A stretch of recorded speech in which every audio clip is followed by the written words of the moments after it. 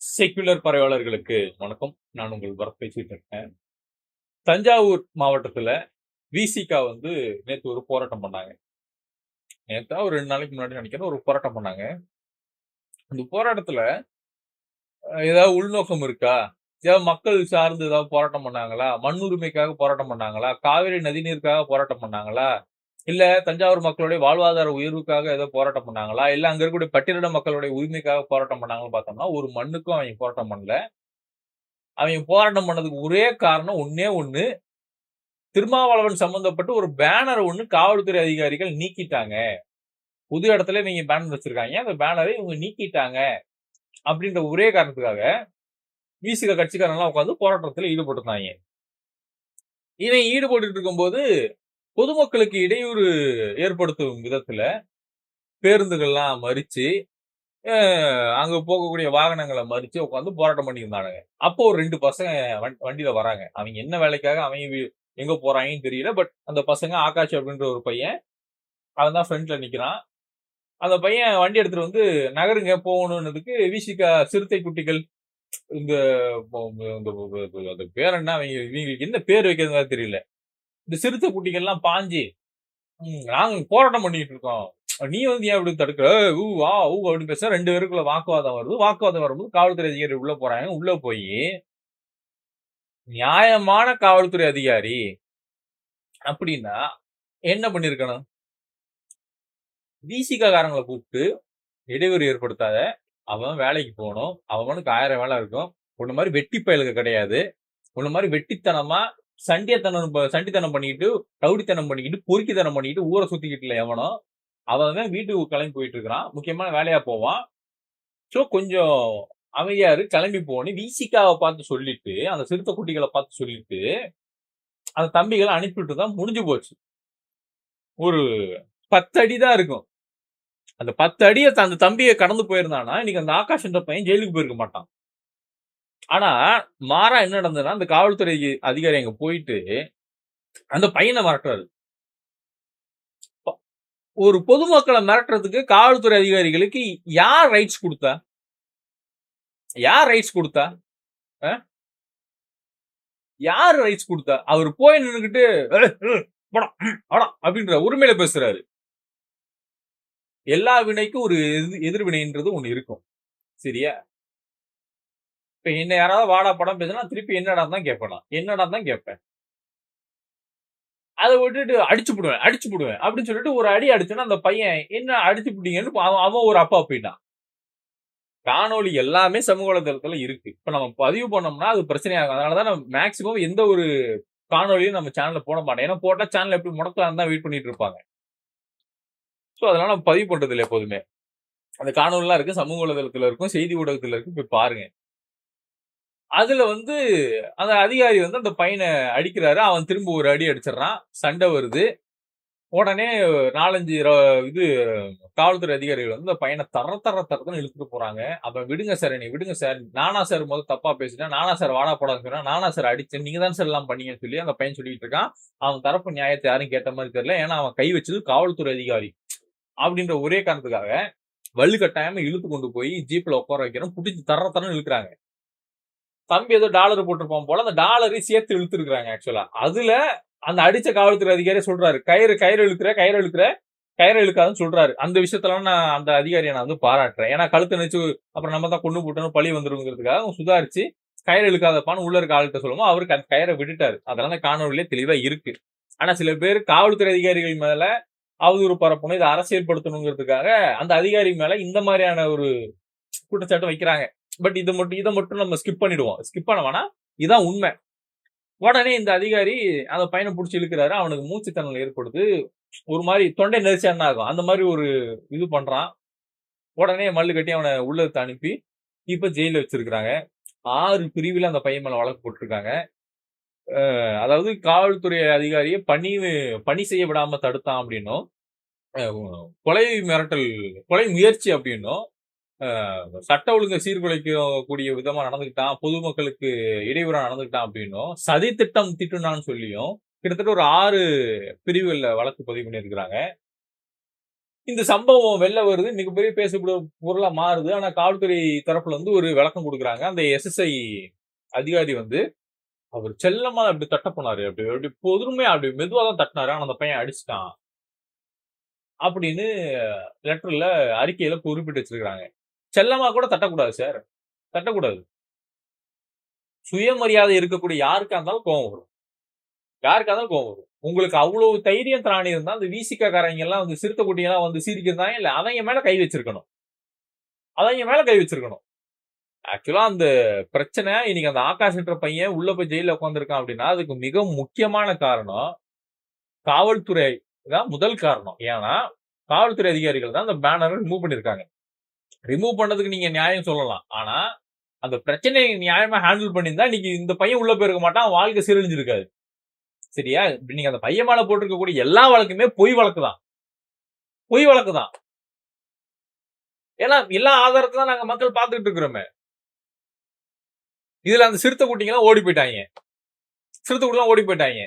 அந்த பையன் மாட்டிக்கிட்டான். 2வது பிரச்சனை காரணம் சிறுத்தை குட்டிங்க தான். கான்ஸ்டிடியூஷன்ல அம்பேத்கர் சொல்லியிருக்காரா? போய் ரோட்ட மறிச்சுட்டு உட்காருங்கடான்னு சொன்னாரா? காலங்காத்தால போய் ரோட்ட மறிச்சுட்டு உட்காருங்க.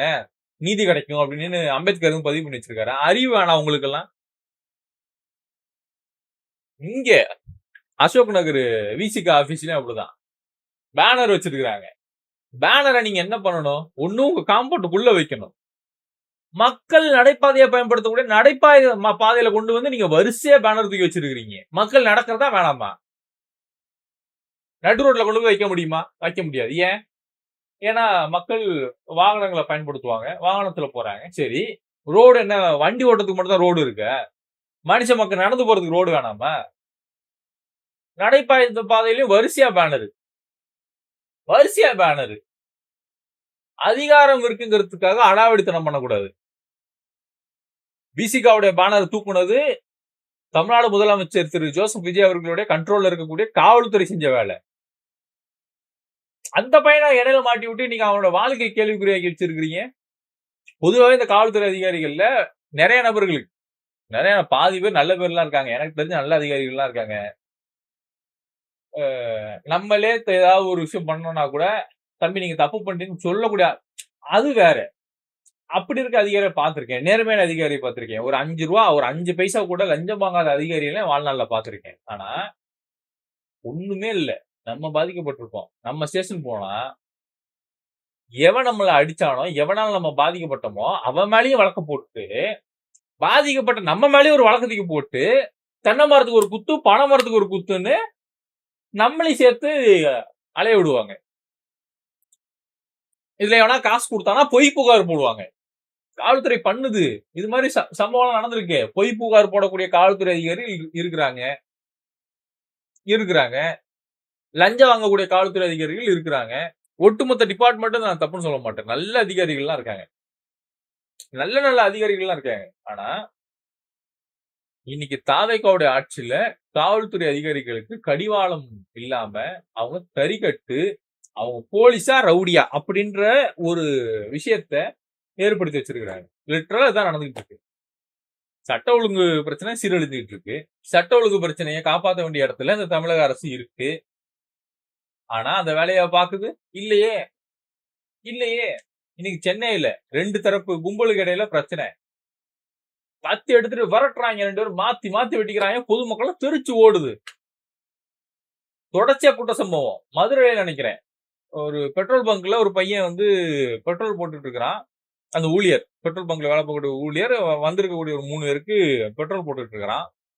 அவனுக்கு அப்படி கத்தி எடுத்து அப்படி ஸ்லிப் பண்ணி அப்படி போட்டு அப்படியே மிரட்டி பணத்தை பிடிக்கிட்டு போறாங்க. அவன் இத்தனையும் கெஞ்சிரான். அன்னைய விட்டுருக்கனே வேலை பண்ணி கெஞ்சிரான். 2 பேர் இறங்கி ஒருத்தன் பெரிய கத்தியாடுத ஒரு சின்ன கத்தியாடு போட்டுரும் அப்படின்ட்டு. சத்தியமா சொல்றேன்.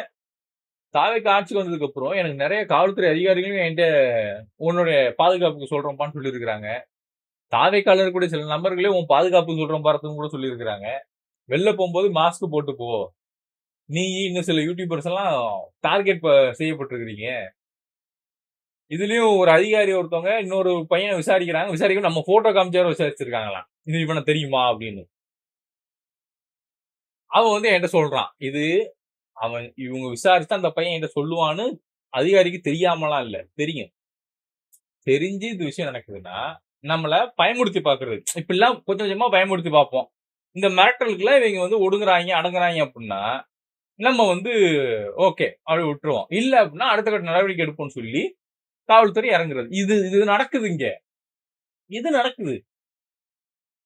இந்த சோழிங்கநல்லூர் எம்எல்ஏ ஒருத்தன் பத்திரிக்கையாளர அடிச்சான். 20, 25 நாள் ஆகுது அவன் மேல பத்திரிக்கையாளர்கள் கம்ப்ளைண்ட் பண்ணி. ஆனா, அவன் மேல இப்பதான் எஃப்ஐஆர் போட்டிருக்காங்க 3 பிரிவுல. ஏங்க அந்த எம்எல்ஏவ அரைஞ்சிருங்க பாப்போம். அடிச்சு புடு, அடிச்சு புடு, அடிச்சு புடு. எங்க போய் அரைங்க பாப்போம். கைய நீட்டுங்க பாப்போம். கைய நீட்டுங்க பாப்போம். ஏழபால, நடுத்தர மக்கள், அப்பாவி மக்கள், அதிகாரம் இல்லாத மக்கள், எந்த பின்புலமும் இல்லாத மக்கள், அது அப்படின்ற துணியில நீங்க கை வைக்கிறீங்க. அவ்வளவுதான். வேற எந்த ரீசனும் இல்ல. இதுல இந்த தாவேகா குரூப்ல உட்கார்ந்துகிட்டு அவன் யோக்கியம் இல்ல. அவன் மேல ஆல்ரெடி வழக்கு இருக்கு. சரி. அவன் குடும்ப பிரச்சனையில வழக்கு இருக்கும். அதுக்குன்னு காணொளி எல்லாம் சம்பந்தப்பட்ட காணொளி எல்லாம் சமூக வலைதளத்துல பரவிட்டு இருக்கு. எல்லாத்துக்குமாடா முட்டு குடுப்பீங்க வெக்கமே இல்லாம? எல்லாத்துக்குமாடா முட்டு குடுப்பீங்க? நான் இப்பயே சொல்றேன். காவல்துறை அதிகாரிகள் மீது எனக்கு நல்ல மதிப்பு இருக்கு. மரியாதை இருக்கு. ஆனா, அதே நேரம் உங்களோட செயல்பாடுகள் இருக்குல்ல, அது அருவருக்கத்தக்க ரீதியில இருக்கு. பார்த்தாலே ச்சீ அப்படின்னு சொல்ற அளவுக்கு இருக்கு. லிட்டரலா அப்படிதான் இருக்கு. தப்பு பண்றீங்க. ரொம்ப ரொம்ப தப்பு. அந்த ஆகாஷ்ன்ற பையன் மீது பதியப்பட்ட வழக்குகள் வாபஸ் வாங்கப்படணும். அந்த பையன் நிம்மதியா போகணும். ஒருவேளை அந்த பையன் வேற ஏதோ ஒரு சாதி பின்புலம் கொண்ட, ஒரு அதிகாரம் பின்புலம் கொண்ட, இல்ல ஏதோ ஒரு பின்புலம் கொண்டவனா இருந்தா, இன்னைக்கு அவனுக்காக ஒரு கூட்டம் இறங்கியிருக்கும். சாதி பிரச்சனை உருவாயிருக்கும். சத்தியமா அது நடந்திருக்கும். இதுவரைக்கும் அப்படி ஒரு பிரச்சனை உருவாகணும்னா, அவன் சாமானியன். அவனுக்கு எந்த பின்புலமும் இல்ல. நம்மள ஒருத்தன் திட்டினானா நம்ம திருப்பி திட்டுவோம். அடிச்சா திருப்பி அடிப்போம். அந்த ரேஞ்சில தான் அவனும் வந்தான். அவன் கரெக்ட்டா தான் இருந்தான். அவன் ஒண்ணும் போய் காவல்துறை அதிகாரிகள வாடா போடான்னு அவன் பேசல. அவன் சார்ஜார் தான் பேசுறான். அதெல்லாம் இருக்கு. இவ்ளோ பேரு பார்க்கக்கூடிய விஷயத்திலே நீங்க இப்படி புழுவுறீங்கன்னா, என்ன நடக்கும் அப்புறம்? அ எத்தன வழக்குகள்ல எவ்ளோ விஷயங்கள நீங்க எடுத்து திரிச்சிருப்பீங்க, திணிச்சிருப்பீங்க. பல நபர்களோட வாழ்க்கைய சிதைச்சிருப்பீங்க. அ ஒண்ணும் சொல்றதுக்கு இல்ல. மக்கள் புரிஞ்சுக்கோங்க. மக்கள் தயவு செஞ்சு பாதுகாப்பா இருங்க. நீங்க நமக்கான பாதுகாப்ப நம்ம தான் ஏற்படுத்தணும். மக்கள் பாதுகாப்பா இருங்க. அவ்வளவுதான் சொல்லிக்கிறேன். காவல்துறை அதிகாரிகள்ட்ட இன்னொரு விஷயம். உங்களுடைய ஆணவத்தையும், திமிரையும் கொண்டு போய் சாமானிய மக்கள்ட்ட காட்டாம, இந்த அதிகாரம் வச்சிருக்கான்ல, அவன்கிட்ட கொண்டு போய் காட்டுங்க. சாமானிய மக்கள்ட்ட நீட்டாதீங்க. அவன் திரும்புனான்னு வைங்க, சட்ட ஒழுங்கு சங்கு சிரிக்கும். ஆல்ரெடி சிரிச்சுக்கிட்டு இருக்கு. அப்புறம் இதுவும் அப்படிதான் போகும். இங்க யாரும் வில்லனா பொறக்கல. வில்லன நீங்கலாம் உருவாக்குறீங்க. இதுதான் உண்மை. என்னோட இணைந்திருக்கும் அனைத்து உறவுகளுக்கும்